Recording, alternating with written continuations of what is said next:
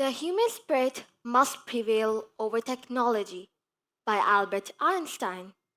Technology by itself doesn't make leaders.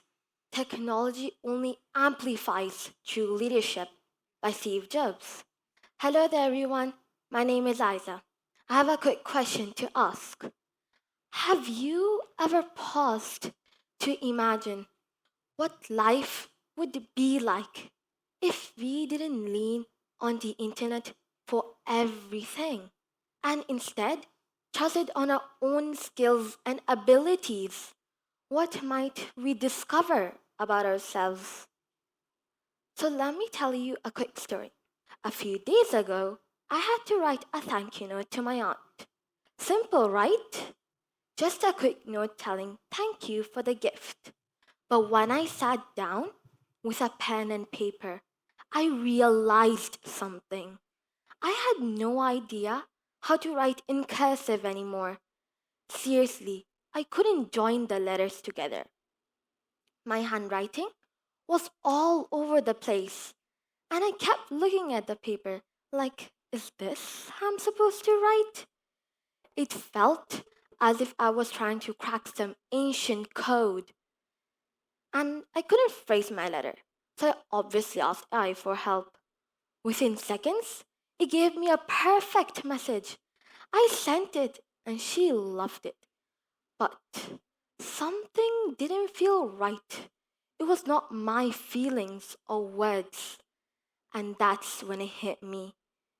AI is helpful, yes, but it can also quietly take away our chances to express ourselves.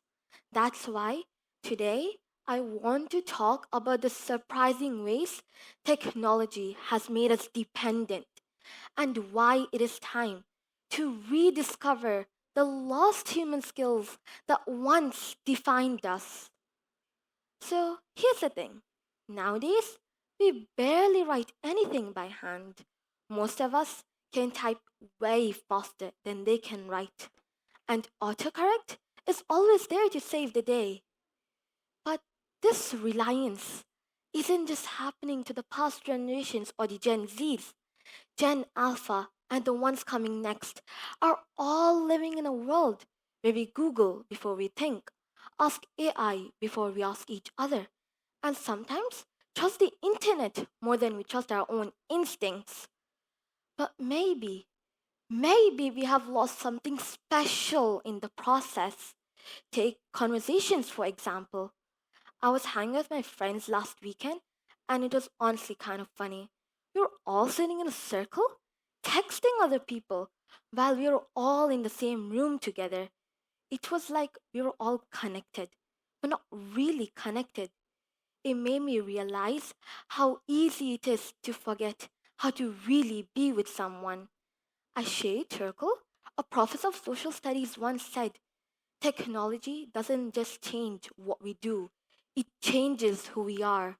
It's true. When we're more focused on screens than each other, we lose the real connection that matters. And I'll admit, I've totally become dependent on my device for everything. If I lose it, I'd be like, well, I guess I'm stranded forever. That's what it feels like. Devices, technology, they make our lives easier.